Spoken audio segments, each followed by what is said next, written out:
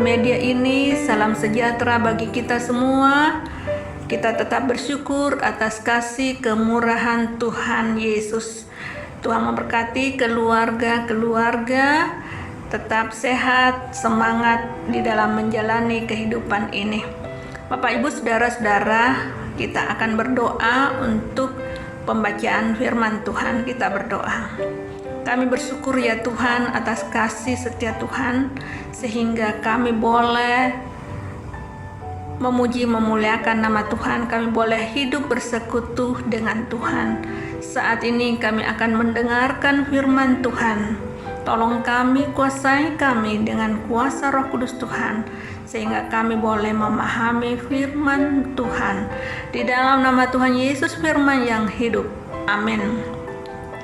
Pembacaan kita terambil di dalam Roma pasal 5 ayat 7-8 berkata, "Sebab tidak mudah seorang mau mati untuk orang yang benar, tetapi mungkin untuk orang yang baik ada orang yang berani mati. Akan tetapi Allah menunjukkan kasih-Nya kepada kita, oleh karena Kristus telah mati untuk kita ketika kita masih berdosa." Demikian jauh pembacaan firman Tuhan. Tuhan memberkati kita semua. Jemaat yang kekasih di dalam Tuhan Yesus, judul perenungan kita saat ini adalah pengorbanan menghasilkan kehidupan. Sebuah cerita begini. Suatu ketika mobil pengangkut beras tiba di sebuah toko. Orang datang berebut untuk membelinya. Terjadilah antrian panjang di toko pedagang beras tersebut. Tibalah giliran seorang wanita tua miskin. Dengan tangan gemetar ia menyodorkan gelas plastik yang dibawanya kepada si penjual beras. Wanita tua berkata, "Aku tidak mampu membeli berasmu. Sudikah engkau bersedekah untukku dengan segelas beras saja?" Penjual beras berkata, "Tidak, aku tidak bisa memberimu segelas beras."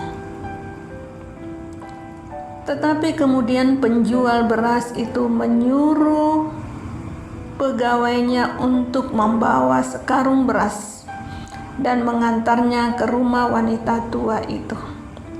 Wanita tua tersebut menerimanya dengan mata berkaca-kaca karena tidak percaya apa yang terjadi. Air mata bahagia mengalir di pipi keriputnya. Seorang laki-laki pembeli yang tadinya antri di belakang wanita tua bertanya pada si penjual beras, "Pak, bukankah yang diminta wanita tua itu hanya segelas beras? Mengapa Bapak memberinya sekarung beras?" Penjual beras berkata, "Karena ia meminta sesuai dengan kebutuhannya, sedangkan aku memberi sesuai kemampuanku. Aku melakukan itu karena begitu pula lah yang Tuhan lakukan kepadaku selama ini. Setiap kali aku meminta kepadanya apa yang kubutuhkan, ia selalu memberiku berdasarkan keinginannya, dan pemberiannya bukan hanya sekedar cukup, melainkan selalu lebih dari cukup. Dan itulah juga yang aku berikan untuk memberi kehidupan bagi wanita tua itu. Tuhan memberi apa yang aku butuhkan lebih dari sekedar apa yang kuinginkan." Bapak, Ibu, Saudara-saudara yang kekasih di dalam Tuhan, dari cerita di atas menginspirasi kepada kita bagaimana berkorban untuk memberi hidup bagi sesama kita, apalagi pada masa-masa sulit seperti yang kita alami saat ini. Dalam Roma pasal 5 ayat 7 dan 8, sebab tidak mudah seorang mau mati untuk orang yang benar. Tetapi mungkin untuk orang yang baik ada orang yang berani mati. Akan tetapi Allah menunjukkan kasih-Nya kepada kita oleh karena Kristus telah mati untuk kita ketika kita masih berdosa. Artinya kita bukan orang baik, juga bukan orang benar, melainkan orang berdosa. Namun Kristus mau mati untuk kita. Kristus mau berkorban supaya kita hidup. Kita dibenarkan hanya oleh karena kasih karunia saja, bukan karena kita baik atau benar. Kita tidak tahu apa yang akan terjadi besok, tetapi kita tahu dalam iman kita bahwa Ia pasti memelihara kita. Itulah iman kita. Pengorbanan Tuhan Yesus memberi kehidupan bagi kita yang berdosa, yang seharusnya tidak layak, tetapi Tuhan Yesus melayakkan kita mendapatkan kehidupan itu. Kita tentu bersyukur mempunyai Allah yang luar biasa, yaitu Yesus Kristus yang rela berkorban. Jika dulu ketika kita masih seteru, Dia sudah mengasihi dan menebus kita, apalagi sekarang setelah kita diperdamaikan dengan Dia, bagaimana mungkin Dia tidak lebih lagi memperhatikan dan mengasihi kita? Seperti cerita di atas, wanita tua itu terpelihara karena kasih karunia Tuhan melalui sesama kita. Kita juga demikian. Kita harus kuat dan terus berakar di dalam Dia, sehingga kita juga rela untuk melakukan apa yang terbaik untuk sesama kita. Kadang kita berpikir bahwa kita juga harus menyiapkan dalam masa-masa sulit ini. Tetapi yang pasti bahwa ketika kita minta sesuai dengan kebutuhan kita, maka Tuhan memberikan sesuai dengan keinginannya, sehingga tidak membuat kita khawatir apa yang harus kita butuhkan untuk hari esok. Dalam proses yang kita jalani ini merupakan sebuah pemurnian iman kita kepadanya. Betapa penting memiliki sudut pandang yang tepat supaya kita tetap menjadi saluran berkat bagi sesama kita.